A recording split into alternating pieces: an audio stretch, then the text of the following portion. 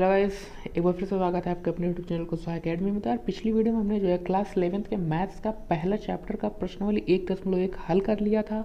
तो आज की इस वीडियो में हम लोग जो है प्रश्नावली 1.2 को हल करेंगे। तो चलिए वीडियो को शुरू करते हैं। वीडियो शुरू करने से पहले मैं आपसे कह दूं कि अगर आपने अभी पार्ट 1 को नहीं देखा है तो जाके पार्ट 1 को देख लीजिए, उसके बाद पार्ट 2 को देखिए ताकि आपको वीडियो जो है अच्छे से समझ में आए और ये चैप्टर भी आपको अच्छे से समझ में आ जाए। तो चलिए वीडियो को शुरू करते हैं। तो यहाँ पे हमारा जो पहला हेडिंग है वो है रिक्त समुच्चय यानी द एम्प्टी सेट्स। ठीक, तो अब हम लोग थोड़ा रिक्त समुच्चय के बारे में पढ़ लेते हैं। तो यहाँ पे क्या कह रहा है कि समुच्चय A is equal to x such X किसी स्कूल की कक्षा 11 में अध्ययनरत एक विद्यार्थी है। तो कह रहा है कि किसी कक्षा 11, तो कक्षा 11 के जितने विद्यार्थी होंगे उनकी संख्या निश्चित होगी। ठीक, उनकी संख्या को हम गिन के ज्ञात कर सकते हैं। देखिए वही चीज़ लिखा है कि अध्ययनरत विद्यार्थियों को गिनकर उनकी संख्या ज्ञात कर सकते हैं।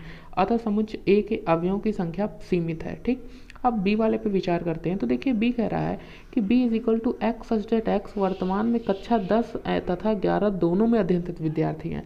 तो ऐसा तो नहीं हो सकता ना कि एक विद्यार्थी हो जो एक साथ दोनों कक्षाओं में पढ़े यानी 10 और 11 में दोनों में पढ़े, तो इसमें तो कोई भी अवयव नहीं होगा। ठीक, अब परिभाषा पे गौर करते हैं। तो यहाँ पे परिभाषा क्या है हमारा, तो परिभाषा कह रहा है कि एक समुच्चय जिसमें एक भी अवयव नहीं होता रिक्त समुच्चय या शून्य समुच्चय कहलाता है। इस परिभाषा के अनुसार बी एक रिक्त समुच्चय है जबकि ए रिक्त समुच्चय नहीं है। और रिक्त समुच्चय को जो है फाई अथवा खाली ब्रैकेट से प्रदर्शित करते हैं। आप इसको जो है खाली मतलब इसको फाई से भी प्रदर्शित कर सकते हैं या फिर खाली ब्रैकेट लगा के भी इसको प्रदर्शित कर सकते हैं। ठीक, तो आगे बढ़ते हैं हम।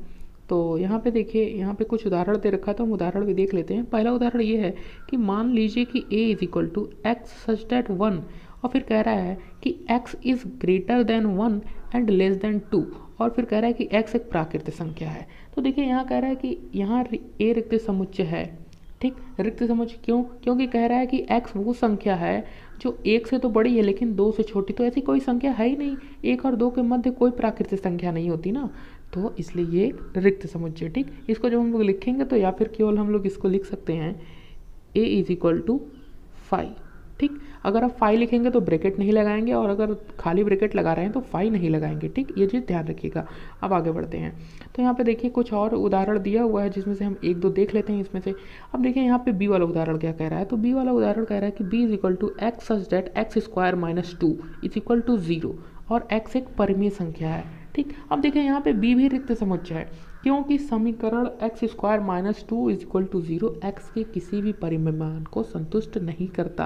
क्योंकि जब हम इसको इधर भेजेंगे तो ये 0 हो जाएगा, 0 हो जाएगा तो कोई मान परिमित नहीं होगा, कोई परिमेय मान नहीं आएगा। ठीक, आई होप आपको ये समझ में आ रहा होगा। एक और उदाहरण हम लोग देख लेते हैं, सी वाला।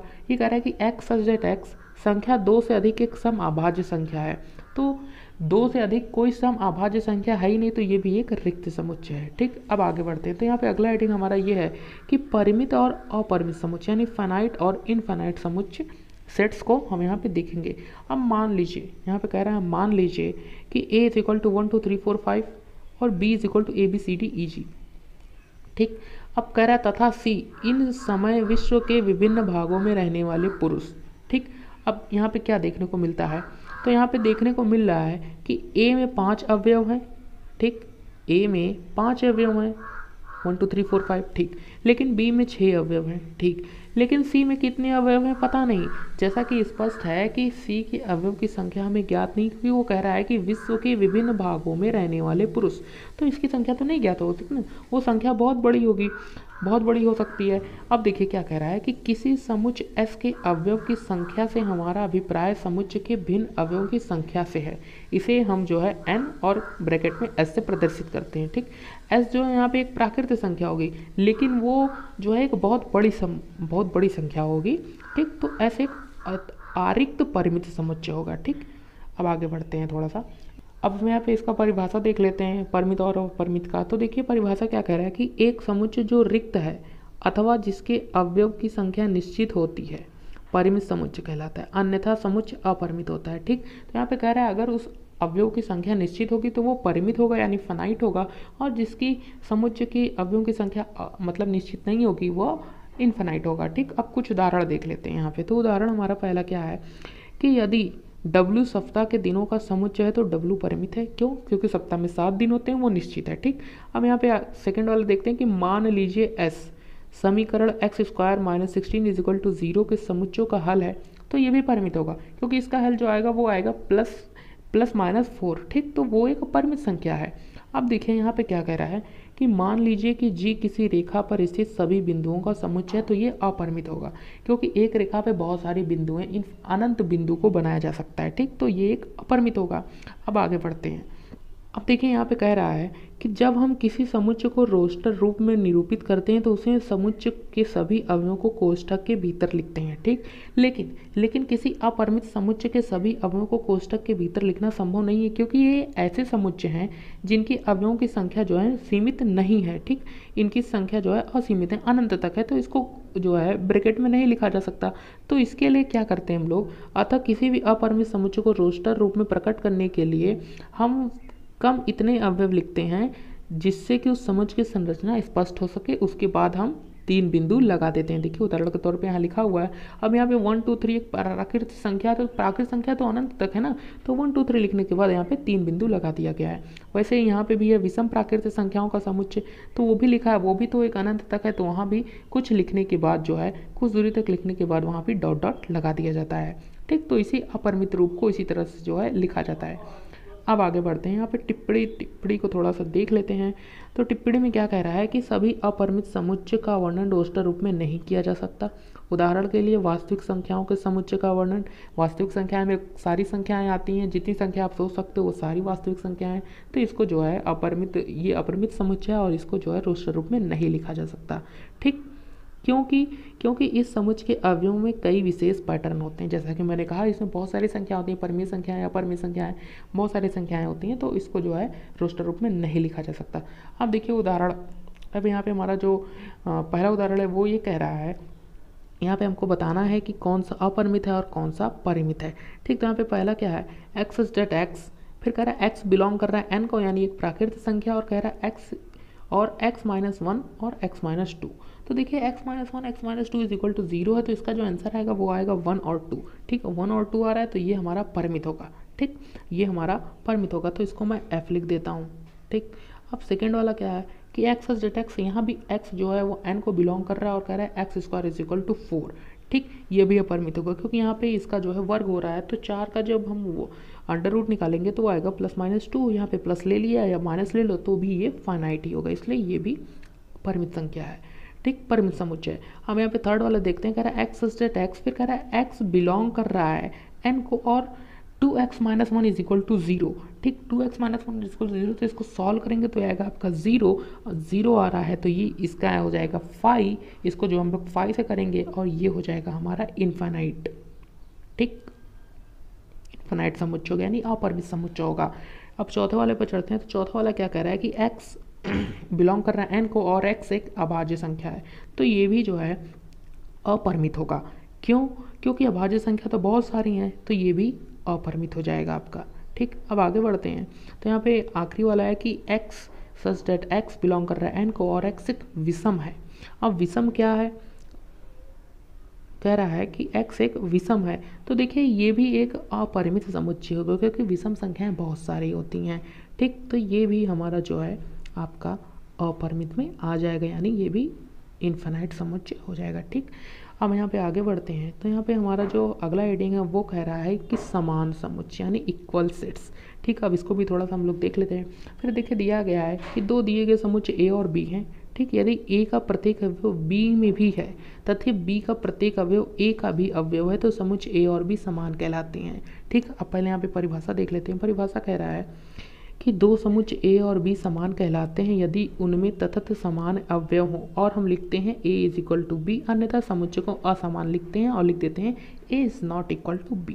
ठीक, अब देखिए ये यहाँ पे कहना क्या चाहता है। तो ये कह रहा है कि कोई अवयव हो, मान लीजिए a में हो 1 2 3 4 और b में भी हो 1 2 3 4, चाहे वो भले ही सीरियल वाइज ना हो, अलग अलग लिखा हो, तो भी वो a is equal to b हो जाएगा। ठीक, ये हमारा समान समुच्चय का जो है इक्वल सेट्स का ये साइन होता है, इक्वल टू।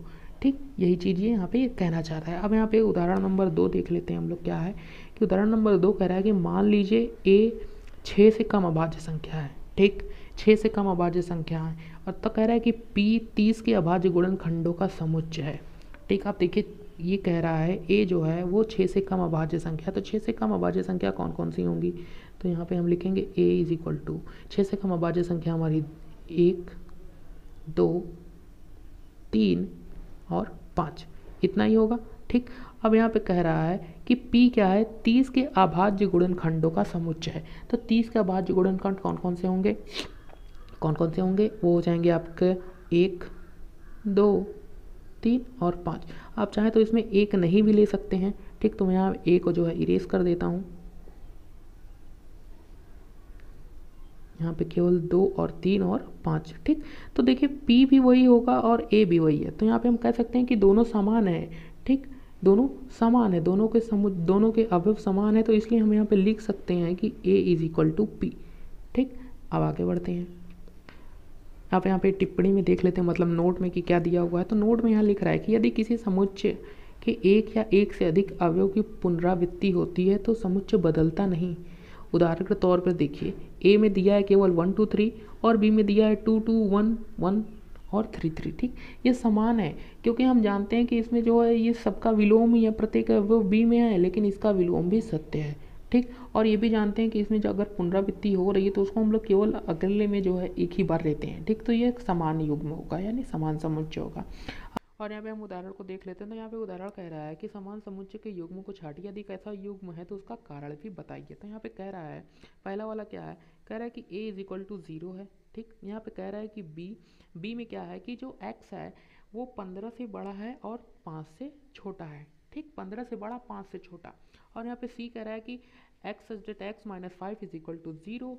यहाँ पे d वाला कह रहा है कि x such that x square is equal to 25। और यहाँ पे ई कह रहा है कि एक्स सच एक्स समीकरण x square minus 2x minus 15 is equal to 0 का एक धन पूर्णांक मूल है।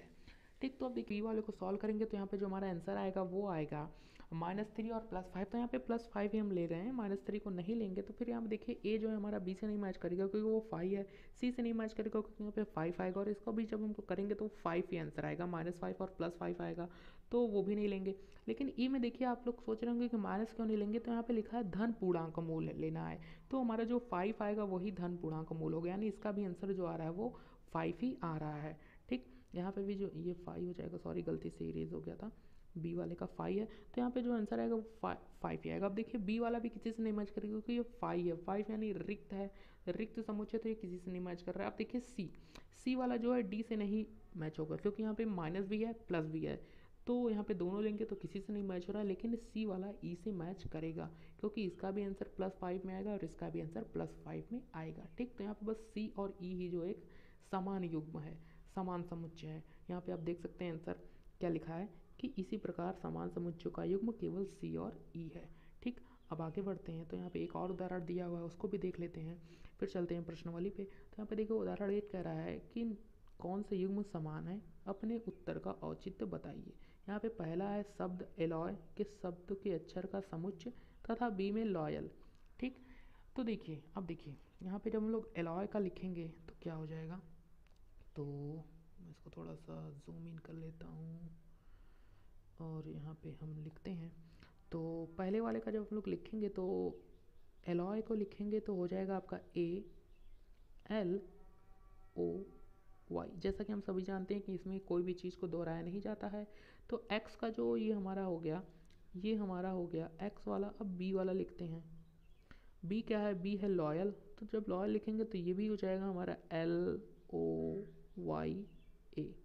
ठीक, यही ना होगा, यहाँ पे L 2 बार है तो नहीं लिखेंगे, तो यहाँ पे देख सकते हैं आप दोनों चीज़ जो मैच हो रहा है ALOY ALOY। ठीक, तो यानी ये हमारा जो है समान समुच्चय। अब सेकंड वाला उदाहरण क्या है, सेकंड वाला उदाहरण कह रहा है यहाँ पे कि A is equal to n such that n belong कर रहा है z को, और कह रहा है n स्क्वायर, फिर कह रहा है कि जो n है वो लेस देन और इक्वल टू 4 है। ठीक, लेस देन और इक्वल टू 4 है। और फिर यहाँ पे जो b कह रहा है b is equal to x such that x belong कर रहा है r को, और फिर कह रहा है तथा x square minus 3x plus 2 is equal to 0। तो जब आप इसको सॉल्व करोगे, जब आप इस वाले को सॉल्व करोगे बी वाले को, तो इसका आंसर जो आएगा वो आएगा 1 और 2। ठीक, लेकिन यहाँ पे जो आंसर आएगा वो आएगा -2 -1 0 1 और 2, तो ये समान समुच्चय नहीं होगा। ठीक, इसलिए तो देखिए यहाँ पे समान समुच्चय यानी इसको जो है काट दिया गया है। अब देखिए यहाँ पे और एक बात है कि ये समान समुच्चय क्यों नहीं होगा, यहाँ पे जीरो भी तो आ रहा है, तो जीरो किसी में नहीं बिलोंग कर रहा है, जीरो ए में तो बिलोंग कर रहा है लेकिन बी में बिलोंग नहीं कर रहा है, तो इसलिए ये भी जो है ये भी एक कारण है कि ये समुच्चय नहीं होगा, मतलब समान समुच्चय नहीं होगा। अब चलते हैं सीधे प्रश्नावली पे। तो यहाँ पे प्रश्नावली पे हम आ चुके हैं और यहाँ पे हमारा जो पहला क्वेश्चन है वो ये है कि निम्नलिखित में से कौन से रिक्त समुच्चय का उदाहरण है। और यहाँ पे जो पहला है वो है 2 से भाज्य विषम प्राकृतिक संख्याओं का समुच्चय। तो देखिए 2 से भाज्य कोई भी विषम प्राकृतिक संख्या नहीं है, ठीक, इसलिए ये रिक्त समुच्चय होगा। ठीक, तो यहाँ पे मैं इसको 5 लिख देता हूँ, यहाँ पे रिक्त समुच्चय होगा। उत्तर में औचित्य आपको देना है तो आप यही लिखोगे कि 2 से भाज्य कोई भी संख्या विषम प्राकृतिक संख्या नहीं है, इसलिए ये एक 5 है। ठीक, सेकेंड वाला क्या है, समअभाज्य संख्याओं का समुच्चय। तो देखिए समअभाज्य संख्याओं का समुच्चय है, तो समअभाज्य संख्याओं का समुच्चय क्या होगा, यहाँ पे सेकेंड वाला हम लिखते हैं, वो होगा 2। ठीक, समअभाज्य संख्याओं का समुच्चय है 2, यही तो है समअभाज्य संख्या। ठीक, अब थर्ड वाले पे चलते हैं। थर्ड वाला कह रहा है एक्स सेट एक्स एक प्राकृतिक संख्या है, फिर कह रहा है एक्स जो है वो 5 से छोटा है लेकिन 7 से बड़ा। 5 से छोटा है 7 से बड़ा, तो ऐसा तो हो ही नहीं सकता ना, ऐसी कोई भी संख्या नहीं है जो 5 से छोटी हो लेकिन 7 से बड़ा हो, तो ये हमारा 5 होगा। ठीक, फोर्थ वाला क्या है, फोर्थ वाला है वाई सजेस्ट एक्स वाई किन्हीं 2 समांतर रेखाओं के उभयनिष्ठ बिंदु, तो ये भी नहीं होगा क्योंकि समांतर रेखा कभी आपस में मिलती ही नहीं, तो उसका कोई उभयनिष्ठ बिंदु नहीं होगा, इसलिए ये भी हमारा 5 है।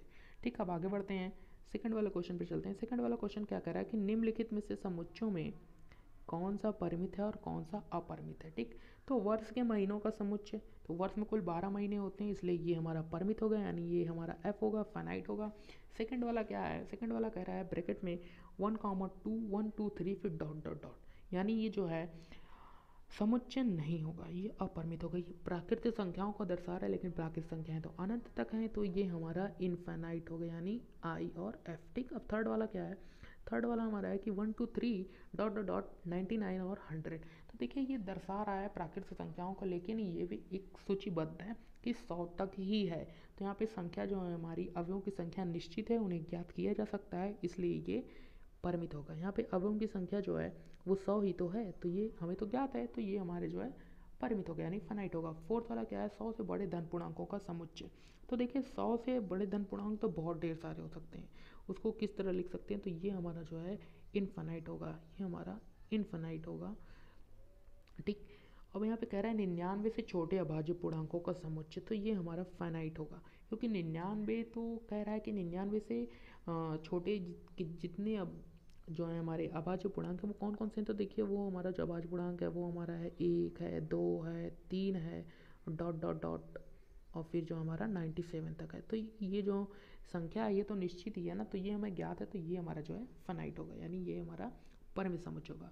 अब थर्ड वाले क्वेश्चन पे चलते हैं। थर्ड वाला क्वेश्चन क्या कह रहा है कि निम्नलिखित समुच्चयों में से प्रत्येक में बताइए कौन सा परिमित है और कौन सा अपरिमित है। यहाँ भी वही चीज़ बताना है। ठीक, तो अभी हम लोग जो है शुरू करते हैं। यहाँ पे हमारा जो पहला क्वेश्चन है कि एक्स अक्ष के समांतर रेखाओं का समुच्चय। तो देखिए एक्स अक्ष के समांतर बहुत सारी रेखाएं खींची जा सकती हैं। ठीक, तो ये भी एक अपरिमित समुच्चय है, यानी ये इनफिनाइट है। ठीक, अपरिमित। अब यहाँ पे सेकंड वाला क्या है, अंग्रेजी वर्णमाला के अक्षरों का समुच्चय। तो अंग्रेजी वर्णमाला में 26 अक्षर होते हैं, इनके अवयवों की संख्या निश्चित है, तो ये हमारा परिमित हो जाएगा। ठीक, अब यहाँ पांचवा करें उन संख्याओं का समुच्चय जो 5 के गुणज हैं। तो 5 के गुणज तो बहुत सारे हैं, अनंत अवयव हैं। ठीक, यानी हम कह सकते हैं कि इसमें जो अवयव है अनंत है, तो ये हमारा इनफाइनाइट हो जाएगा। फोर्थ वाला क्या है कि पृथ्वी पर रहने वाले जानवरों का समुच्चय। तो देखिए जैसा कि अभी हमने एक पढ़ा था कि हमारा जो था कि पृथ्वी पर रहने वाले पुरुषों का समुच्चय, तो एक बहुत बड़ी संख्या है, लेकिन उसे हम लोग गिन सकते हैं, यानी वो अवयवों की संख्या निश्चित है, ज्ञात किया जा सकता है, तो ये एक परिमित होगा, तो यहाँ पे हमारा ये फाइनाइट होगा। ठीक, अब पांचवा है कि मूल बिंदु से होकर जाने वाले वृत्तों का समुच्चय। तो देखिए मूल बिंदु से होकर जाने वाले वृत्तों का समुच्चय इनफिनाइट होगा, क्योंकि मूल बिंदु की को केंद्र मान के जो है बहुत सारे वृत्त को खींचा जा सकता है, इसलिए ये इनफिनाइट होगा। ठीक, यहाँ पे अगला क्वेश्चन हमारा फोर्थ वाला आया, और फोर्थ वाला क्वेश्चन क्या कह रहा है कि निम्नलिखित में बताइए कि कौन सा युग्म समान है, यानी ए इज इक्वल टू कौन सा बी है और कौन सा नहीं है। तो यहाँ पे चलिए देख लेते हैं। तो यहाँ पे हमारा जो पहला वाला क्वेश्चन है वो कह रहा है कि A is equal to A B C D, और बी में कह रहा है कि डी सी बी ए। ठीक, तो देखिए उल्टा ही लिखा है, A is equal to A B C D, यहाँ पे देखिए ए बी सी डी, तो ये जो है हमारा समान समुच्चय है। ठीक, तो यहाँ पे लिख देंगे कि ए और बी समान है। ठीक, अब यहाँ पे सेकंड वाला है कि a इज इक्वल टू 4, 8, 12 और 16 है, और यहाँ पे कह रहा है कि b इज इक्वल टू 8, 4, 16 और 18। तो यहाँ पे देखिए b वाले में 18 दिया हुआ है और a वाले में 12 दिया हुआ है, ठीक। तो इसमें से एक एक अवयव जो है दोनों में नहीं है, इसलिए ये असमान है। तो यहाँ पे लिख देंगे a is not equal to b, ठीक। अब थर्ड वाला देखते हैं। थर्ड वाला क्या कर रहा है, 2, 4, 6, 8, 10, ठीक। और कह रहा है बी वाला x सच दैट x सम धन पूर्णांक है और जो x है वो 10 से छोटा है और 10 के बराबर भी है। तो अगर हम ये देखें, इसको अगर हम लोग लिखेंगे, एक सम धन पूर्णांक को अगर हम लोग लिखते हैं तो वो कितना आएगा, जो कह रहा है 10 से छोटा है और 10 के बराबर। तो कौन कौन से आएंगे, तो यहाँ पे मैं लिख देता हूँ एक बार b का जो, तो यहाँ पे जो सॉरी चलना, यहाँ पे जो b का आंसर आएगा वो हमारा b हो जाएगा 2 होगा, 4 होगा, 6 होगा, 8 होगा और 10 ही होगा। तो यहाँ पे देखिए a में भी वही है, b में भी वही है, तो यानी हम कह सकते हैं कि a और b जो है वो समान है, ठीक। अब फोर्थ वाला क्या है, फोर्थ वाला है कि a is equal to x such that x संख्या 10 का एक गुणज है और b में दिया हुआ है 10, 15, 20, 25, 30। तो यहाँ पे देखिए, यहाँ पे 15 और 25 जो है वो 10 के गुणज में नहीं आते हैं, ठीक। तो ये हमारा जो फोर्थ वाला है, फोर्थ वाला हमारा समान नहीं होगा, a is not equal to b, ठीक। अब पाँचवें वाले क्वेश्चन पे चलते हैं, और तो इसको थोड़ा सा मैं इरेज कर लेता हूँ, और अब पाँचवें वाले क्वेश्चन पे चलते हैं। अब पाँचवें वाला क्वेश्चन क्या कह रहा है कि क्या निम्नलिखित समुच्चय युग्म समान है, अगर हैं तो कारण सहित हमें बताना है। तो देखिए यहाँ पे a वाला जो है वो कह रहा है कि a इज इक्वल टू 2 और 3 है, और b कह रहा है कि एक्स सच दैट एक्स समीकरण x square plus 5x plus 6 is equal to 0 का एक हल है। तो देखो जब आप इसको हल करोगे, जब आप इसको तोड़ोगे तो आप तोड़ोगे 2 और 3 में, ठीक। जब ये टूटेगा, इसको जब हम लोग सॉल्व करेंगे, मतलब जब इसको पहले हम लोग फैक्टराइज करेंगे तो वो टूटेगा +2 और +3 में, ठीक, +2 और +3 में। और फिर जब हम लोग इसको सॉल्व करेंगे तो इसका जो आंसर आएगा वो आपका आ जाएगा माइनस में, ठीक। तो इसका जो आंसर आएगा वो आएगा -2 और -3, ठीक। तो यहाँ पे आप देख सकते हो कि ये दोनों समान नहीं है, तो ये समान नहीं होगा। तो यहाँ पे हम लिख सकते हैं कि a is not equal to b, ठीक। लिख सकते हैं कि यहाँ पे लिख देता हूँ a is not equal to b, ठीक। क्योंकि देखिए दोनों के अवयव समान नहीं है, इसलिए जो है ये इक्वल नहीं होगा। अब सेकेंड वाला देखते हैं। सेकेंड वाला क्या कह रहा है कि a is equal to x such that x